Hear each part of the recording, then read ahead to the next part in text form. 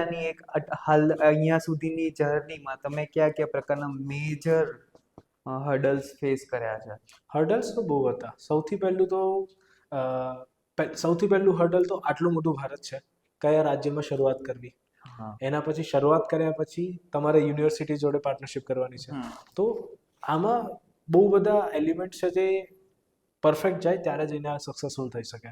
Right. પહેલા university આમાં onboard થવી જોઈએ, યુજીસીનું અપ્રુવલ મળવું જોઈએ, ગવર્મેન્ટમાંથી અપ્રુવલ માટે કોર્સ આપણો પરફેક્ટ હોવો જોઈએ. એના પછી એડમિશન માટે સ્ટુડન્ટ્સ રેડી થવા જોઈએ. સૌથી મોટું સ્ટાર્ટઅપમાં ઇશ્યુ એ છે, સ્ટાર્ટ તો થઈ જાય પણ એમ્પ્લોઈઝ કઈ રીતે લાવવા, કરેક્ટ ટાઈમની ટીમ. સૌથી મોટું હર્ડલ તો મને એ લાગે સ્ટાર્ટઅપમાં ટીમમાં રાઈટ મેમ્બર્સ લાવવા સૌથી મોટું કામ છે. Right set of member right hiring is most important. અને આટલું બધું થયા પછી બી ગેરંટી નથી કે આ સક્સેસફુલ જશે. એટલે તમારે જ્યાર સુધી આ પૂરું ના થાય, સ્ટાર્ટઅપ લાગે બધાને એવું લાગશે કે શરૂ થઈ ગયું એટલે સક્સેસ છે.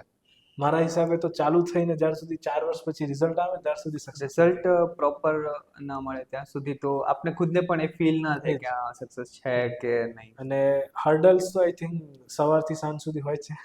ઘણી વખત તો કદાચ સપનામાં બી આવી જાય છે. ક્યારેક પ્રોબ્લેમ્સ એ ટાઈપના આવી જાય તો મેજર હર્ડલ્સ ફીલ થઈ જાય ક્યારેક. અને સૌથી મોટો તો આઈ થિંક મારો જે પર્સનલી હર્ડલ હતો એ ટ્રાવેલનો હતો. આમાં ટ્રાવેલ બહુ કરવું પડતું હતું. હવે મેં શરૂઆતથી મારું એન્વાયરમેન્ટ એવું હતું કે મારે રાઇડિંગ કે કાર ચલાવવાનું શીખ્યા નતા. તો સૌથી મોટો ચેલેન્જ તો મને એને જ આવ્યો હતો કે એક જગ્યાએથી બીજી જગ્યાએ ટ્રાવેલ કરવામાં ઇશ્યુ થતા હતા. ઓકે. હવે જઈને સોલ્વ થઈ ગયું છે, પણ શરૂઆતમાં એનો બહુ ઇશ્યુ હતો ટ્રાવેલ વખતે. ઓકે. પર્સનલી એના લીધે થોડી પ્રોડક્ટિવિટીમાં ઇશ્યુ હતો, પણ હવે સમજી લીધું કે બધું તો નહીં થાય સાથે, થોડું થોડું શીખવું પડશે. રાઈટ. સ્ટાર્ટઅપ પર ફોકસ છે પણ સાથે સાથે આ બધું વસ્તુ પણ જરૂરી છે કે કદાચ એક જગ્યાએથી બીજી જગ્યાએ જવું, નકર તો ત્યાં પ્રોબ્લેમ્સ આવી જાય, ટાઈમ મેનેજમેન્ટ કરવો. રાઈટ. ઓકે, લાસ્ટ ક્વેશ્ચન છે કે તમારું જે આખું સ્ટાર્ટઅપ છે એ મોસ્ટલી યંગ ક્લાસ પીપલને સૌથી વધારે ટાર્ગેટ કરે છે, યુથને ખાસ કરીને ટાર્ગેટ કરે છે કે જે 12th માંથી કોલેજમાં એન્ટર થાય છે, અને એમના માટે ખાસ શું મેસેજ છે? ખાસ મેસેજ એ છે કે તમે કોઈ બી એન્જિનિયરિંગ ફિલ્ડમાં જાઓ કે કોઈ બી કરિયર ચૂઝ કરો, તમે જ્યારે ચૂઝ કરો છો તો ડિસાઇડ કરો કે ડિગ્રી પત્યા સુધી તમારે શું કરવું છે. આપણે જે ડિગ્રી કરિક્યુલમનો ટાઈમ હોય છે એમાં ઇનફ ટાઈમ હોય છે તમારી જોડે એક્સપ્લોર કરવા માટે. કોલેજમાં હું હતો તો સ્ટડી સાથે સાથે અલગ અલગ ફિલ્ડ એક્સપ્લોર કરી. તો કોલેજના ટાઈમને આપણે વેસ્ટ કર્યા વગર જે બી તમારે કરવું છે, એ કોઈ બી XYZ સ્કિલ હોય કાં તો બીજું કંઈ બી બનવું હોય, એક વખત કોલેજના ટાઈમમાં એને એક્સપ્લોર કરીને જોવા. કોલેજ કર્યા પછી એક્સપ્લોર કરવું તમને બહુ મોંઘું પડી શકે છે. એટલે ફિલ્ડ કંઈ બી ચૂઝ કરો, જે બી તમારે સ્ટાર્ટઅપ કરવું છે કોલેજના ટાઈમમાં એક્સપ્લોર કરી જોવા. તમારે જે બી ફિલ્ડમાં ગયા છો ઇન્ટરેસ્ટ નથી આવતો, શરૂઆતમાં જ બદલવાનો ટ્રાય કરી જોવા. અને બને ત્યાં સુધી પોતાને થોડું સાચું રાખજો. કોઈ બી ટાસ્કમાં ઇન્ટરેસ્ટ ના આવતો હોય તો શિફ્ટ કરી લેજો જ્યાં બી ઇન્ટરેસ્ટ આવે છે ત્યાં, કેમ કે લોંગ ટર્મમાં ઇશ્યુ કરી શકે છે. રાઈટ. પછી પાછું એક સમજો કે તમે 2 વર્ષ 3 વર્ષ પછી એક એક્સપિરિયન્સ પહોંચી ગયા હોય કોઈ પણ એક બ્રાન્ચમાં, કોઈ પણ એક ફિલ્ડમાં, પછી એને મૂવ કરવું અધર કેટેગરીમાં એ બહુ ટફ, થોડું મોંઘું પડી શકે છે તમને ટાઈમ વાઇઝ. હા. જો શરૂઆતમાં ચેન્જ કરી દીધો તો રિઝલ્ટ સારા મળતા, પછી થોડોક રિગ્રેટ રહે. હા. Okay, great message. But okay, હવે થોડાક ક્વેશ્ચન્સ છે જે સ્ટુડન્ટ્સના છે, ખાસ કરીને કે જે FAQ કાઇન્ડ ઓફ કે Q&A ટાઈપના, જે હું તમને પૂછવાનો છું. ઓકે, તો ફર્સ્ટ ક્વેશ્ચન એવો છે કે what is current placement scenario AI આવ્યા પછીનો, ChatGPT કે ડાર્વિન આવ્યા પછીનો, કે તો ગ્રેજ્યુએટ સ્ટુડન્ટે વોટ શુડ વી ડુ? હવે પ્લેસમેન્ટ આવ્યા પછી તમારે ફોકસ કરવું પડશે કે તમે જ્યારે કોઈ બી કંપનીમાં જાઓ, શરૂઆતમાં કેવું હતું, કોવિડ ટાઈમમાં તમારા રેઝ્યુમેમાં તમે જો ક્લોન પ્રોજેક્ટ નાખતા હતા, બેસિક લેવલના પ્રોજેક્ટ, એ વખતે થોડી એન્ટ્રી મળી જતી હતી. હવે કોમ્પિટિશન બહુ વધી ગઈ છે, તો હવે તમારે ડીપમાં પ્રોજેક્ટ બનાવવા પડશે. જે બી તમે બનાવો છો પ્રોજેક્ટ પોતાનો હોવો જોઈએ. થોડા કોપી કરેલા ઇન્ટરનેટ પર હશે એ પ્રોજેક્ટ નહીં ચાલે. અને ડે 1 થી તમે કોઈ બી કંપનીમાં જાઓ, એ કોડમાં કન્ટ્રીબ્યુશન કરવા માટે તમે ફિઝિબલ કાં તો રેડી હોવા જોઈએ, તો જ તમે ત્યાં ગ્રો થઈ શકશો. નહીં તો ડિફિકલ્ટી તમને શરૂઆતમાં બહુ જ આવી શકે છે. ઓકે, નેક્સ્ટ ક્વેશ્ચન એવો છે કે how much salary student in Gujarat engineering colleges are getting? So અત્યારે જે ટોપની યુનિવર્સિટી છે ત્યાં પ્લેસમેન્ટ સિનારીઓ બહુ જ સારો છે. ટોપની જે 5 થી 8 યુનિવર્સિટીઝ છે એમાં જે મારા હિસાબે ટોપની યુનિવર્સિટી એટલે જેમાં એસીપીસી રેન્ક 1000 થી 1500 પર ક્લોઝ થાય છે એને હું ટોપની યુનિવર્સિટી ગણું છું. રાઈટ. એ કોલેજોમાં કમ્પ્યુટર એન્જિનિયરિંગમાં પ્લેસમેન્ટ સારું એવું છે. 6 થી 10 લાખમાં બહુ બધા છોકરાઓનું થાય છે અને 2 થી 3 યુનિવર્સિટી આપણી એવી છે જેમાં બહુ બધા છોકરાઓને 10 લાખથી ઉપરની બી જોબો મળે છે પ્લેસમેન્ટમાં? હા. ઓકે. પણ એ 3 કે 4 યુનિવર્સિટી છે અને એમાં ટોટલ છોકરાઓ બી આપણે આ જેટલા નંબર મારવા જઈએ 200 થી 500 છોકરાઓ છે. ઓકે. આ ટોપની 5-7 યુનિવર્સિટીઝમાંથી છે. એમને છોડીને બાકીની બધી યુનિવર્સિટીઓમાં એવું બની શકે કે યુનિવર્સિટીમાં 500 છોકરાઓ છે, 2 કે 3 છોકરાઓએ ઓફ કેમ્પસ કોઈ પ્રોડક્ટ બેઝ કંપની ક્રેક કરી હોય, પણ મોટાભાગના છોકરાઓ 3 થી 5ની રેન્જમાં છે. બરાબર. અને બહુ બધી કોલેજો એવી છે જ્યાં પ્લેસમેન્ટ જ નથી અને બિલકુલ નીલ. બહુ બધી બ્રાન્ચ છે. તો આપણામાં અત્યારે આઈ થિંક 82 અલગ અલગ બ્રાન્ચ છે. એમાં કોર બ્રાન્ચીસ જે છે કમ્પ્યુટર એન્જિનિયરિંગ, આઈટી, આ બેમાં પ્લેસમેન્ટ સિનારીઓ પ્રાઇવેટ સેક્ટરમાં બહુ સારું છે. પછી આવી ગઈ મિકેનિકલ, સિવિલ, ઇલેક્ટ્રિકલ, આ બધામાં બી પ્રાઇવેટ અને ગવર્મેન્ટ બાજુ સારો એવો સિનારીઓ છે.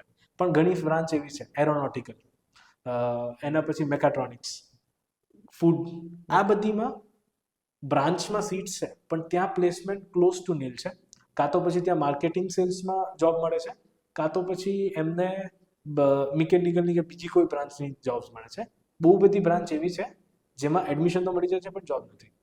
તો મારી સલાહ એ રહેશે, ડેટા તમે એકવાર જોઈ લો કે કઈ બ્રાન્ચમાં કેટલા પ્લેસમેન્ટ મળેલા છે, એ પ્રમાણે પછી બ્રાન્ચ ચૂઝ કરો. તો જો તમને કમ્પ્યુટર આઈટીમાં ઇન્ટરેસ્ટ હોય તો પ્લીઝ એમાં જાઓ. થોડું ટેકનિકલ નોલેજ નો, પણ એમાં ઇન્ટરેસ્ટ ના હોય તો કોર બ્રાન્ચીસમાં જાઓ. બરાબર. મિકેનિકલ, સિવિલ, ઇલેક્ટ્રિકલ, એમાં સારો એવો સ્કોપ છે. પ્લેસમેન્ટ એમાં પણ ખાસા છે કારણ કે જ્યાં સુધી ઇન ફિલ્ડ જે લાઈવ છે એમાં પ્લેસમેન્ટ એમાં પણ ખાલી છે કે આપણા ગુજરાતમાં મેન્યુફેક્ચરિંગ પ્લાન્ટ બહુ છે. તો તમે જો કેમિકલ કરી હોય, મિકેનિકલ કરી હોય, સિવિલ કરી હોય તો એ પ્લાન્ટ્સમાં જોબ્સ મળે છે. હવે ત્યાં 6 લાખ જેવા પેકેજ ભલે નથી, પણ 2.5 લાખથી લઈને 4 લાખની જે રેન્જમાં સારી એવી સારા એવા રિઝનેબલ છોકરાઓને નંબર મોટો છે ત્યાં એ બ્રાન્ચમાં જોબ મળવા માટે. હાયર પેકેજીસ નથી પણ જોબ મળે છે. ઓકે. નેક્સ્ટ ક્વેશ્ચન એવો છે કે સ્ટુડન્ટના average pay Bangalore, Delhi, Pune, Hyderabad entry level development જોબમાં કેટલો હોય છે? હવે ગુજરાતમાં આપણે જોઈએ ને તો ગુજરાતમાં મોસ્ટલી સર્વિસ બેઝ કંપની છે. આપણે બહારથી કોઈ કંપનીનો પ્રોજેક્ટ ઉઠાવે છે અને એમાં આપણે કોઈ સર્વિસ પ્રોવાઈડ કરીએ છીએ. હવે બેંગ્લોર, દિલ્હી, પુણેમાં શું છે, સૌથી વધારે ફંડિંગ બેંગ્લોર અને દિલ્હી, ગુડગાંવ એરિયામાં હોય છે. પુણેમાં રિલેટિવલી ઓછું છે પણ આઈટી પાર્ક બી ત્યાં વધારે છે. તો જ્યાં ફંડિંગ વધારે છે ત્યાં એ લોકો ટેલેન્ટને બને એટલા વધારે સેલરી આપવા માંગશે. તો બેંગ્લોર અને ગુડગાંવમાં રિલેટિવલી બહુ જ હાઈ સેલેરીઝ છે. તમે 2 થી 3 વર્ષના એક્સપિરિયન્સના કેન્ડિડેટને જોશો કે 50-25 લાખનું બેઝ મળી રહ્યું છે. જો તમે ટોપ પ્રોડક્ટ બેઝ કંપની કે ટોપ સ્ટાર્ટઅપ્સમાં હોય છે, તમારી સેલરી 20-25 લાખની તો 1-2 વર્ષના એક્સપિરિયન્સ પછી પહોંચી જાય છે. ઓકે. અને જો આઈટી કંપનીઝમાં તમે હોય છો તો તમારી સેલરી 6-8-10ની રેન્જમાં હોય છે 1-2 વર્ષના એક્સપિરિયન્સ પછી. તો 20-22 કે 25 એ બહુ સારો નંબર કહેવાય. પણ એમાં તમારું કોડિંગ અને કન્ટ્રીબ્યુશન એ બહુ હાઈ હશે compare to other students. Skills કેટલી મેટર કરે છે? એમાં બહુ વધારે કરે છે. કેમ કે એ ટાઈપના જે જોબ્સ હોય છે નંબરમાં જોવા જઈએ તો ઓછા છે અને એ ટોપ ટેલેન્ટને જ જોબ મળી શકે છે. તો જેમનું કોડિંગ અને કન્ટ્રીબ્યુશન બહુ પહેલાથી છે, પબ્લિક પ્રોફાઇલ સ્ટ્રોંગ છે, એમને એ ચાન્સીસ મળે છે. ઓકે. નેક્સ્ટ ક્વેશ્ચન એવો છે કે what should student do, unpaid internship કે પેડ ઇન્ટર્નશિપ? બને ત્યાં સુધી જો તમે શરૂઆતમાં હોય તો જો તમારામાં સ્કિલ બિલકુલ બી નથી તો તમે એકવાર એક્સપ્લોર કરી શકો. બટ બને ત્યાં સુધી પેડ ઇન્ટર્નશિપ તરફ જવું જોઈએ, ભલે બી એ બહુ નાની અમાઉન્ટ હોય. પેડ ઇન્ટર્નશિપમાં તમારે લર્નિંગ આગળ રહેશે, પણ જો તમને કંઈ જ આઈડિયા નથી તો મે બી એક્સપ્લોર કરી શકો અનપેડ ઇન્ટર્નશિપ. બટ તમે ઇન્ટર્નશિપ કરવા માટે પે તો બિલકુલ ના કરવું જોઈએ. માની લો કે તમે પહેલા સેમિસ્ટરમાં છો અને તમારે શીખવા માટે એક ઓફિસ એન્વાયરમેન્ટ એક્સપિરિયન્સ લેવો છે, રિઝનેબલ છે, પણ ફાઇનલ યરમાં જઈને તમે અનપેડ ઇન્ટર્નશિપ કરો એ થોડું રિઝનેબલ નથી. Why did you choose start Coding Gita program in Gujarat, not in other states? તો આનું રીઝન એટલું હતું કે ઓપોર્ચ્યુનિટી ક્યાં છે આખા ઇન્ડિયામાં, તો ઓપોર્ચ્યુનિટી બધા સ્ટેટમાં છે, બટ મને કયા સ્ટેટનું સૌથી વધારે નોલેજ છે રાઈટ. હું આ જઈને સાઉથમાં કરતો કોઈ સ્ટેટમાં, તેલંગાણા, તો મને પહેલો તો લેંગ્વેજ બેરિયર છે. મને ગુજરાતી આવડે છે, 12મા વખતે મેં રિસર્ચ કરેલી છે ગુજરાતની. ઓન ટોપ ઓફ ઇટ આખા ભારતમાં 450 જેવી પ્રાઇવેટ યુનિવર્સિટીઝ છે, એમાંની 61 ગુજરાતમાં છે. તો મારે જો કોઈ કોલેજ યુનિવર્સિટી સાથે ટાઈપ કરવો છે, વધારે ચાન્સીસ ગુજરાતમાં છે. તો એક તો નોલેજ, ઉપરથી ગુજરાતમાં સારા એવા છોકરાઓ છે, 50,000 જેવા છોકરાઓ મેથ્સ આપે છે, તો માર્કેટ બી મોટું છે અને રિક્વાયરમેન્ટ બી અહીંયા છે. અહીંયાના બાળકોને પ્લેસમેન્ટ તો જોઈએ છે. તો બધી રીતે ફિઝિબલ હતું, તો સ્ટાર્ટ કર્યું અહીંયા. How did your student got 24 LPA job offer in third year of engineering? Main reason છે જ્યારે કંપનીઝ આવે છે, જેમ મેં કીધું એમને કન્ટ્રીબ્યુટ કરવા માટે છોકરાઓ જોઈએ. તો ફોકસ અમે શું કર્યું આ બાળકો માટે જ્યારે સ્ટાર્ટ કર્યું હતું, પહેલેથી મેં આ લોકોની GitHub પર પ્રોફાઇલ બનાવડાવી. તો શરૂઆત કંપનીમાં જઈને તમારે કોડ સામા અપલોડ કરવાનો છે, રેગ્યુલરલી તમે GitHubમાં કામ કરવાના છો, તો આ લોકોને પહેલેથી GitHubમાં યુઝ ટુ કરાવ્યા. તો કંપનીમાં જ્યારે આ લોકો રેઝ્યુમે જાય આ લોકોનું, તો રેઝ્યુમેમાં આ લોકો એમના GitHubની પ્રોજેક્ટ્સની લિંક મૂકે, પછી પ્રોજેક્ટ ડિપ્લોય કરેલા હોય. તો બધા આપણે જ્યારે GitHubની કોઈ બી પ્રોફાઇલ ઓપન કરો તો પ્રોજેક્ટમાં આપણે શું જોઈએ, પહેલાં ડોક્યુમેન્ટેશન મેન્ટેન કરેલું હોય. તો આ લોકો જે ટાઈપનું પ્રોજેક્ટ વર્ક કોઈ કંપનીમાં કરતા હોય, સિમિલર સિનારીઓ આ લોકોને જ્યારે અમે ટ્રેનિંગ કરાવી હતી એ વખતે અમે ક્રિએટ કર્યો, કે જે રીતે કોઈ સિનિયર ડેવલપર ઇન્ટર્નને કામ આપતો હોય એ જ રીતે અમે આ લોકોને શીખવાડતા હતા બધું. બરાબર. તો થયું એવું કે આ લોકો અનઇન્ટેન્શનલી કે ઇન્ટેન્શનલી 6 મહિના સુધી જ્યારે આ રીતે ડેવલપમેન્ટ કરો તમે, તો તમે જુનિયર ડેવલપર તો બની જાઓ. તો જ્યારે આ લોકો ઇન્ટરવ્યૂમાં બેસે તો ઇન્ટરવ્યુઅરે આ લોકોનું GitHub ID જોયું, પાછલા 6 મહિનાના કન્ટ્રીબ્યુશન જોયા, દરેક પ્રોજેક્ટ પર આ લોકોએ PR કરેલી હતી. તો જે પ્રોજેક્ટ આ લોકોએ બનાવ્યો, તો પહેલાં તો એ પહેલી PRમાં એ લોકોએ શું નાખ્યું, પ્રોજેક્ટનો આઈડિયા શું છે, પછી ફીચર એડ કરવાના ચાલુ કર્યા. તો એ લોકો જ્યારે ડિટેલ ઓપન કરી આ લોકોની પ્રોફાઇલમાં, તો દેખાય છે કે 1 એપ્રિલે આણે ચાલુ કર્યું છે, 6 મે સુધી આણે કન્ટ્રીબ્યુશન કર્યું છે, પાછલા 2 મહિનાનું જેટલા બી કન્ટ્રીબ્યુશન છે ડે વાઇઝ ડિટેલ વાઇઝ ત્યાં દેખાઈ આવે છે અને દરેક વસ્તુના પ્રૂફ છે. તો આ જ રીતે ડેવલપમેન્ટ થાય છે પરફેક્શન સાથે. તો કંપનીને છે ને કોન્ફિડન્સ આવે કે આ માણસ પાછલા 2 મહિનાથી જો GitHub પર કામ કરે છે, ટીમમાં કન્ટ્રીબ્યુશન કરે છે, તો હું આને જલ્દી મારી ટીમમાં લઈ આવી શકું છું અને જલ્દી આ મારી ટીમમાં કન્ટ્રીબ્યુટ કરી શકે છે. રાઈટ. કારણ કે એક શું કહેવાય કે એક ડિસિપ્લિન છે જે કોડિંગ કર્યા પછીનું, એ ઓલરેડી એ સ્ટુડન્ટ્સની અંદર છે, તો એમને આ શીખવાડવું નથી પડતું. એ થોડોક ઈઝી ટાસ્ક રહે એના માટે. મેઇન આપણે છોકરાઓ ભૂલો ક્યાં કરે છે, સ્કિલ ઘણામાં હોય છે પણ બધા શોકેસ નથી કરી શકતા. તો શોકેસ સારી રીતે અને સારા ટાઈમે કરીશું, એના લીધે આ નંબર્સ અચીવ થયા છે. અને આમાં જો કોઈ ડેવલપર આવીને ગાઈડ કરે ને, તો એ બાળકોને જલ્દી ગ્રોથ થઈ શકે. તો રેગ્યુલરલી અમે શું કરતા હતા કે હવે અમારા ગ્રુપમાં બહુ બધા ડેવલપર્સ છીએ, તો અમે કોલેજમાં બી આ કરીએ છીએ કે દર શનિવારે કોઈક સિનિયર ડેવલપર જોડે સ્ટુડન્ટ્સ મીટ કરે અને પછી એમના જે પ્રોજેક્ટ છે, હવે કોલેજના સ્ટુડન્ટ જો કોઈ 3-4 વર્ષના એક્સપિરિયન્સ વાળો ડેવલપર રિવ્યૂ કરે, તો જે એમને ઇનપુટ્સ મળે ને એનાથી ગ્રોથ એમની બહુ થાય છે. તો એ અમે દર શનિવારે કરાવીએ. કોઈક સિનિયર ડેવલપર આવે ને બધા બાળકોનું પ્રોજેક્ટ રિવ્યૂ કરે, તો એનાથી એ લોકોને સમજાય છે કે ડેવલપર કંપનીમાં શું કયા સેટ જોવે છે. તો એના લીધે આ લોકોને આઈડિયા આવ્યો, અપસ્કેલ થાય કે ભાઈ રિયલ ફિલ્ડની અંદર શું ડિમાન્ડ છે કે ફિલ્ડની અંદર શું રિક્વાયરમેન્ટ છે, તો એ પ્રમાણે જ આપણે સ્ટુડન્ટ્સને ટ્રેન કરીએ. એક્ઝેક્ટલી. તો અમારા બી કોડિંગ ગીતામાં બી આ એક અલગ ફીચર છે કે અમારા જે ગ્રુપમાં છે, અમારામાં ઘણા ગૂગલમાં ગયા છે, એમેઝોનમાં ગયા છે, ઓકે, એ તો ટોપ ટિયર કંપનીઝ થઈ ગઈ. સ્ટાર્ટઅપ્સમાં બી ગયા છે, ક્રેડ જેવી કંપનીઝમાં, ફોનપેમાં બી ગયા છે, અને બહુ બધા જે સ્વિગી ઝોમેટોમાં ગયા છે, એ બધાને અમે દર શનિવારે લાગ્યા અને દર શનિવારે એ છોકરાઓ જોડે ઇન્ટરેક્ટ કરે.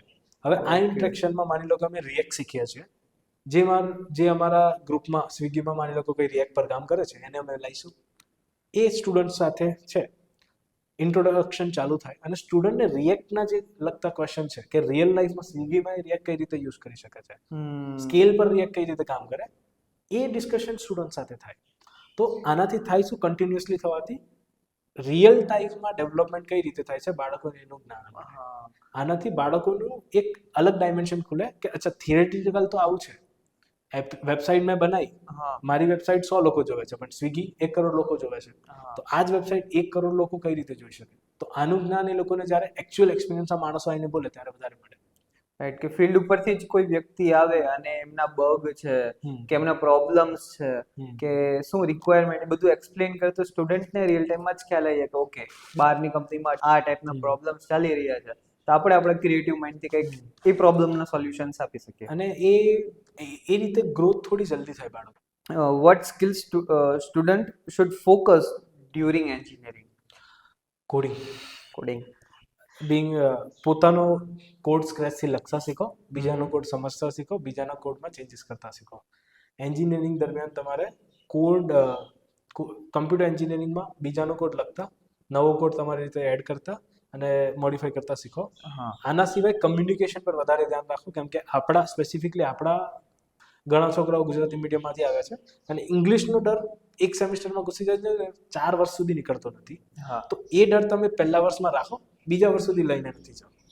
2 સેમિસ્ટરમાં એને કાઢી દો, કેમ કે જો એ રહી ગયો ડર તો આગળ જઈને જોબમાં તમને બહુ જ ઇશ્યુ થશે. કેમ કે આપણે જે કામ કરીએ છીએ ખાલી ગુજરાતમાં નથી કરતા, ગ્લોબલી કરીએ છીએ. કારણ કે પછી તમારે મીટિંગ કન્ડક્ટ કરવાની થતી હોય, કારણ કે ઇન કેસ કે ગુજરાતની બહારના કોઈ વ્યક્તિ હોય તો મેન્ડેટરી ઇંગ્લિશ કે હિન્દી તમારે બોલવું ફરજિયાત છે. પછીનો નેક્સ્ટ ક્વેશ્ચન છે, should student must focus more on DSA, computer fundamentals, or what should focus like AI, ML or data science? પહેલા તો બધા છોકરાઓને શાંતિથી કહી દો, DSA તો મસ્ટ છે જ, કેમ કે કોઈ બી કંપનીમાં તમે જાઓ છો, કેમ કે પહેલો જે રાઉન્ડ છે તમારો એ તો કોડિંગ રાઉન્ડ છે. કંપનીને લેવા છે 2 કે 3 સ્ટુડન્ટ, અપ્લાય કરવાવાળા છે 6 કે 1000, તો પહેલું ફિલ્ટરિંગ તો ઓનલાઈન અસેસમેન્ટથી થાય છે. તો DSA તો ઓલ્ટરનેટિવ છે જ નહીં. અને DSA તો તમને એન્ટ્રી અપાવે છે. આગળ જઈને તમે એઆઈમાં કામ કરશો, કાં તો ફૂલ સ્ટેક ડેવલપમેન્ટમાં, કાં તો બેકએન્ડ ડેવલપમેન્ટમાં. તો DSA ઇઝ મસ્ટ. એની સાથે બીજું બેલેન્સ કરવાનું છે. હવે એઆઈ કરવું છે કે તમારે ફૂલ સ્ટેક કરવું છે, તમે ડિસાઈડ કરો. બટ એક્સ કે વાય નથી, આ બેઉ સાથે કરવાના જ છે. ફિક્સ છે કે કરવાનું છે. અને DSA base companies of course salary બહુ મોટી આપે છે કે નંબર નાનો છે એનો. મોટાભાગની કંપની ડેવલપમેન્ટ કરાવે છે, તો બેઉ કરવામાં તમે સેફ છો. અને 4 વર્ષ બહુ છે આ બેઉ કરવા માટે. નેક્સ્ટ ક્વેશ્ચન છે કે should a student with a 60 to 70% in 12th see a dream of getting high paying job right away after college? Definitely I think 12માં એક ભૂલ થઈ એનો મતલબ એવું નહીં કે 4 વર્ષ તમે આગળ ગ્રો નહીં કરી શકો. હા, જો ભૂલ રિપીટ કરશો તો પછી નહીં ડ્રીમ બની શકે. પણ કોલેજમાં એન્ટ્રી મળ્યા પછી જો સ્ટાર્ટિંગથી તમે મહેનત ચાલુ કરી દો, એન્જિનિયરિંગમાં જો તમે 2 વર્ષ બી સારી મહેનત કરશો તો ઇઝીલી સારી એવી જોબ મળી શકે છે. Enough to get અને જો 4 વર્ષ ફોકસ કરો તો બહુ સારી મળી શકે. નેક્સ્ટ ક્વેશ્ચન છે કે does 12th percentage college CGPA matters to get a 6 LPA plus job after graduation? જો તમે ઓન કેમ્પસ પ્લેસમેન્ટની વાત કરો તો ત્યાં તો બહુ ફરક પડે, કેમ કે ઓન કેમ્પસમાં છોકરાઓ તમારી જોડે બેસવા માટે બહુ બધા હોય અને જોબ જે કંપની લઈને આવે 1 કે 2 હોય. તો જ્યારે શોર્ટ લિસ્ટિંગ થાય છે કોલેજમાં તો એ તો CGPA બેઝ જ થાય છે. બરાબર. ઓફ કેમ્પસમાં મે બી CGPA એટલું મેટર નથી કરતી, પણ એટલીસ્ટ 6 કે 7ની અપ તો હોવું જોઈએ, કેમ કે બહુ બધી કંપનીમાં ક્રાઇટેરિયા હોય છે કે મિનિમમ 60% આવવા જોઈએ. તો CGPA મેટર કરશે, પણ જો સ્કિલ નહીં હોય ને CGPA હશે તો એ કામ નહીં લાગે. Okay. Is branch is more important or college is more important while choosing engineering? બહુ ડિફિકલ્ટ ક્વેશ્ચન છે, પણ મારા હિસાબે અત્યારે તો હું કહીશ બ્રાન્ચ વધારે ઇમ્પોર્ટન્ટ છે. એવું ના થવું જોઈએ કે તમારા ઇન્ટરેસ્ટ કમ્પ્યુટરમાં છે પણ તમારી ફેવરેટ કોલેજમાં તમને સિવિલ મળે છે, તો એ ફેવરેટ કોલેજ માટે સિવિલમાં જાઓ. મે બી તમારું ડિસિઝન છે, પણ છેલ્લે બ્રાન્ચ વધારે ઇમ્પોર્ટન્ટ હોય. ઇમ્પોર્ટન્ટ કે તમારે શું ભણવું છે, કઈ કોલેજમાં જઈને ભણવું છે ઇમ્પોર્ટન્ટ નથી, કારણ કે એજ્યુકેશન તો તમને નોર્મલ કોલેજમાંથી પણ મળી જશે, પણ ડિપેન્ડ છે, વેરી કરે છે કે ભાઈ હાઈ એ આઈ થિંક બધાના પર્સનલ પ્રેફરન્સ હોય છે. હા. નેક્સ્ટ ક્વેશ્ચન છે કે if I am someone with 10,000 plus ACPC rank looking after a college, a dream is to get a 10 LPA job. What is the step I should take or how to choose the right college? 10,000 થી ઉપરનો ACPC rank છે અને 10 લાખ ઉપરની job જોઈએ છે તો પછી તમારે મહેનત તો બહુ વધારે કરવી પડશે. અને બને ત્યાં સુધી આ ટાઈપનું કમ્પ્યુટર એન્જિનિયરિંગ કે આઈટીમાં ઓપ્શન સારા એવા છે, પણ 10,000 ACPC રેન્ક આવ્યાનો મતલબ કાં તો ગુજસેટમાં ભૂલ થઈ છે, કાં તો બોર્ડમાં. હવે કંઈક તો ભૂલ થઈ છે. કોલેજમાં જો એ ભૂલ રિપીટ કરશો તો ડ્રીમ જ રહેશે. પણ મેઇન એ છે ને કે બાળકોને સમજવું જરૂરી છે કે 12માં જો ટકા ઓછા આવે એનો મતલબ એવું નથી કે કોલેજમાં, ઇવન જો બેસ્ટ કોલેજ ના મળી તમને, કોલેજમાં જઈને બી તમે કોડિંગ કરી શકો છો. કોડિંગમાં બેનિફિટ એ છે કે ડિપેન્ડ નહીં કરે કે તમે ટિયર 1 કોલેજમાં છો કે ટિયર 3માંથી. જો તમે કોડિંગ કરશો, ડીએસએ સારું કરશો, ડેવલપમેન્ટ સારું કરશો, કોઈ બી કોલેજમાંથી તમે સારી કંપનીમાં જઈ શકો છો. એ બધું છોકરાના હાથમાં હોય છે 4 વર્ષમાં. ઓકે, એક ક્વેશ્ચન એવો છે, આ થોડુંક ક્રિએટિવ છે, કે startup base company, service base કે product base company, which company should I work for after graduation? હવે આ મારું જો પર્સનલ પ્રેફરન્સ હોય, મારી પહેલી જોબ છે ને એ મલ્ટીનેશનલ કંપનીમાં હતી, સર્વિસ બેઝ. એના પછી મેં પ્રોડક્ટ બેઝ કંપનીમાં બી કામ કર્યું અને સ્ટાર્ટઅપમાં બી કામ કર્યું. જેટલી લર્નિંગ મારી સ્ટાર્ટઅપમાં થઈ છે, આ મારું પર્સનલ ને જે ઓવરઓલ અમે ઓબ્ઝર્વ કર્યું છે, સ્ટાર્ટઅપમાં તમે લર્નિંગ બહુ જલ્દી કરો છો પણ રિસ્ક વધારે છે. તમને નથી ખબર કે સ્ટાર્ટઅપ લોંગ ટાઈમ સુધી ચાલી શકે છે કે નહીં, તો રિસ્ક ત્યાં છે, પણ લર્નિંગ બહુ સારી હોય છે કેમ કે તમે બધું સ્ક્રેચથી બનાવો છો. પ્રોડક્ટ બેઝ કંપનીમાં તમે સ્કેલ પર પ્રોડક્ટ બનાવો છો, સર્વિસ બેઝ કંપનીમાં તમને ક્લાયન્ટ આપેલા છે, એમની રિક્વાયરમેન્ટ તમે પૂરી કરો છો. તો જો લર્નિંગના કર્વની વાત કરીએ તો સ્ટાર્ટઅપમાં એ બહુ જ હાઈ હોય છે, પણ રિસ્ક બી સ્ટાર્ટઅપમાં બહુ હાઈ હોય છે. પ્રોડક્ટ બેઝ કંપનીમાં લર્નિંગ હાઈ હોય છે, રિસ્ક એટલું હાઈ નથી હોતું કેમ કે પ્રોડક્ટ બેઝ કંપનીઝ વધારે રિલેટિવ સ્ટેબલ હોય છે અને ત્યાં સેલરી હાઈ હોય છે. સર્વિસ બેઝ કંપનીમાં લર્નિંગ રિલેટિવલી સ્લોઅર હોય છે, સેલરી હાઈક બી રિલેટિવલી લોઅર હોય છે. તો તમે તો ટ્રાય કરો પ્રોડક્ટ બેઝ કે સ્ટાર્ટઅપમાં જવાનો, ના મળે સર્વિસ બેઝ બી ચાલે, પણ સ્ટાર્ટ કરો. જો એવું નહીં કે મારે માઇક્રોસોફ્ટમાં જવું હતું કે ફેંગમાં જવું હતું, ના મળ્યું ને હવે મને સર્વિસ મળે છે તો હું ગેપ લઈને બીજું કંઈ કરું. જો તમને ડ્રીમ કંપની નથી મળી, જોબ મળી છે તો સ્ટાર્ટ કરી દો, કેમ કે 1 વર્ષના એક્સપિરિયન્સ પછી તમે સ્વિચ કરી શકો છો. ઘણા બધાને એવું હોય છે કે મારે XYZ કંપની જોઈએ છે, એ ના મળે તો હું જોબ જ નહીં કરું. એ થોડી ભૂલ છે, કેમ કે એક વખત એક્સપિરિયન્સ તમને મળી જાય તો તમે સ્વિચ કરી શકો છો. આ સેશનનો પોડકાસ્ટનો લાસ્ટ ક્વેશ્ચન છે, which technology to study, how to decide which is how to get a great job and which technology will be demand after graduate? ઘણી વાર એવું થતું હોય છે કે ભણતા હોય ત્યારે કંઈક આ ટેકનોલોજી વર્ક કરતી હોય છે અને બહાર નીકળીએ તો કંઈક એ ટેકનોલોજી જતી રહે ને બીજી ટ્રેન્ડ પકડી લીધો વાત હોય સાચી છે. છે. આમાં એક વસ્તુ તમે શું કરી શકો છો કે ટેકનોલોજી આવતી જશે, બદલાતી રહેશે, તો આપણે મેઇન ગોલ આપણો એ છે કે જોબ લાગે 4 વર્ષ પછી. તો જે જોબ લાગવાવાળી વેબસાઇટ છે, Naukri.com કે બીજી કોઈ બી ઓનલાઈન પ્લેટફોર્મ જ્યાં જોબ્સ છે, તમે પહેલા વર્ષમાં છો, ઓનલાઈન જાઓ, સર્ચ કરો કે કઈ XYZ સ્કિલ અત્યારે ટ્રેન્ડમાં છે અને દરેક સ્કિલ માટે તમે સર્ચ કરો ફ્રેશર માટે કેટલી જોબ છે. AI અત્યારે ચાલે છે, ટાઈપ કરો AI, એક્સપિરિયન્સ લેવલ 0 કરીને જુઓ કેટલી જોબ છે. મશીન લર્નિંગ લખીને જુઓ કેટલી જોબ છે. ફ્રન્ટ એન્ડ ડેવલપમેન્ટ લખીને જુઓ કેટલી જોબ છે. આવું તમે રિપીટેડલી કરતા જાઓ તો તમને એક સેન્સ મળશે કે 2022માં AI ની 5000 જોબ હતી, 2023માં 5000 થી 8000 થઈ, તો ત્યાં તમને એક આઉટલાઈન મળી કે અચ્છા આની જોબ ધીરે ધીરે વધતી જાય છે. એક નંબર પરથી પણ આઈડિયા આવી જાય કે કેની વધારે ડિમાન્ડ છે. અને તમે એ બી ઓબ્ઝર્વ કરશો કે અત્યારે AI નું બૂમ ચાલે છે પણ AI ની જોબ 100 છે. તો માર્કેટમાં ટેકનોલોજીસ નવી આવતી રહે છે, VR નવું આવતું રહે છે, Web3 આવતું રહે છે, Web3 આવશે, ટેકનોલોજી નવી આવે છે, પણ એક વખત તમે જુઓ કે જોબ છે તમારા એરિયામાં કે નહીં. ડિઝાઇનર ફિલ્ડમાં પણ ખાસ હું હાલ જોઉં છું કે UI UX નું પણ એટલું જ સિમિલર બૂમ થઈ રહ્યું છે. અને અમે શું કરતા હતા, અમારે ડિસાઇડ કરવું હતું એ વખતે, તો અમારા સિનિયરે અમને કીધું હતું XYZ આવી વેબસાઇટ પર જાઓ અને તમારે 6 મહિના પછી જે સ્કિલ શીખવી છે એનું રેઝ્યુમે બનાવો. 6 મહિના પછી મારે માની લો કે AI ની સ્કિલ XYZ શીખવી છે, 6 મહિના પછી મારે જે સ્કિલ શીખવી છે એનું એક રેઝ્યુમે બનાવીને આ બધી એપ્લિકેશન પર સબમિટ કરીશ, જોઈશ શું રિસ્પોન્સ આવે છે. આ સ્કિલ મારી જોડે અત્યારે નથી, પણ જો 6 મહિના પછી હું આ સ્કિલ અક્વાયર કરું તો કેટલો રિસ્પોન્સ આવે છે. તો આ એક્સપેરિમેન્ટથી તમને આઈડિયા આવી જશે કે કઈ સ્કિલ પર અત્યારે ડિમાન્ડ છે, કઈ સ્કિલ પર અત્યારે નથી, ઓછી થઈ ગઈ કે તમને બહુ જ કન્ફ્યુઝન હોય કે તમારે AI કરવું છે કે ડેવલપમેન્ટ. રેઝ્યુમે બનાવો કે 6 મહિના પછી તમે AI શીખીને શું બનશો, ડેવલપમેન્ટ શીખીને તમે શું બનશો, અપલોડ કરીને જો કે શામાં વધારે રિસ્પોન્સ આવે છે, ત્યાં તમને આઈડિયા આવી જશે. રાઈટ. ઓકે, તો પોડકાસ્ટનો એન્ડ કરીએ. નીલભાઈ, બહુ જબરજસ્ત પોડકાસ્ટ શૂટ થયો છે. ઓકે, તો મારા એક આ પોડકાસ્ટ મેં જ્યારથી સ્ટાર્ટ કર્યો છે, મારો પોડકાસ્ટનો એક નોર્મલ એક ઇનિશિયેટિવ એવો છે કે મેં જ્યારથી પોડકાસ્ટ સ્ટાર્ટ કર્યા ત્યારથી લઈને મારા માઇન્ડસેટની અંદર એવું હતું કે આપણે આ જોનરામાં ડિફરન્ટ કેટેગરીઝની અંદર લોકોને સામે બેસીને એક એમની જર્નીની વાતચીત કરીએ. જેમ કે બિઝનેસ છે, કોન્ટેન્ટ ક્રિએશન્સ છે, ત્યારબાદ આની પહેલાંનો જે એક મારો પોડકાસ્ટ હતો એમાં એક ટ્રાવેલના ફાઉન્ડર્સ હતા. એ આપનું એક એડટેક સ્ટાર્ટઅપ છે, એમની સાથે વાતચીત થઈ. તો અપકમિંગમાં પણ આવી જ મારે તમારી પાસે એક રિવ્યૂ લેવો છે કે તમને કેવો લાગ્યો આ પોડકાસ્ટ? મને સારું એ લાગ્યું કે અત્યાર સુધી મેં જેટલા પોડકાસ્ટ જોયા કે જેમાં ગયો છું, લેંગ્વેજ આપણે ગુજરાતીમાં મેં બહુ ઓછા પોડકાસ્ટ જોયા છે. અને આપણા છોકરાઓને ગુજરાતીમાં જ્યારે જોશે કે પેરેન્ટ્સ જ્યારે ગુજરાતીમાં જોયું તો એમને વધારે ખબર પડે.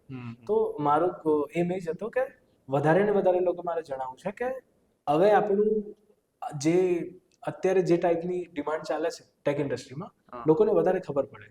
અને તમારા મેં જૂના પોડકાસ્ટ જોયા એમાંથી મને ખૂબ જાણવા મળ્યું હતું ફ્રીલાન્સિંગ વિશે. ફાઈવરનો મેં એક એપિસોડ જોયો હતો અને મને બી નહોતું ખબર કે અચ્છા આટલું બધું ઓપોર્ચ્યુનિટીઝ ફાઈવરમાં અવેલેબલ છે. તો તમે બને એટલા એક્સપર્ટ્સને લાવો અને અમને બધાને થોડું નોલેજ અપાવો બધા ક્ષેત્રનું, તો અમને બી આઈડિયા રહે કે મને એડટેકનું ખબર છે, બીજા કોઈને XYZ સ્કિલનું ખબર હશે. જેટલું બધાને ખબર પડશે, બાળકોને જ્યારે ખબર પડે આ રીતનું, તો એમને ખબર પડે કે અચ્છા આ ડ્રીમ બી હું જોઈ શકું છું. તો કોઈક ને કોઈક બાળકનું આ પોડકાસ્ટ જોઈને કદાચ ડ્રીમ બને તો આપણો પોડકાસ્ટ સફળ છે. રાઈટ. તો તમે અમારી ચેનલ માટે કહી શકો છો કે સબસ્ક્રાઇબ કરી દો અમારી ચેનલ. આટલે સુધી જોયું છે તો સબસ્ક્રાઇબ કરો. આ બહુ જ સારા ફાઉન્ડર્સને લાવે છે અને બહુ ડિટેલમાં પોડકાસ્ટ થાય છે. તો બને એટલી લર્નિંગ્સ કરો અને જોતા રહો અમારો પોડકાસ્ટ. ઓલરાઈટ, ચાલો તો પોડકાસ્ટ એન્ડ કરીએ. Bye bye.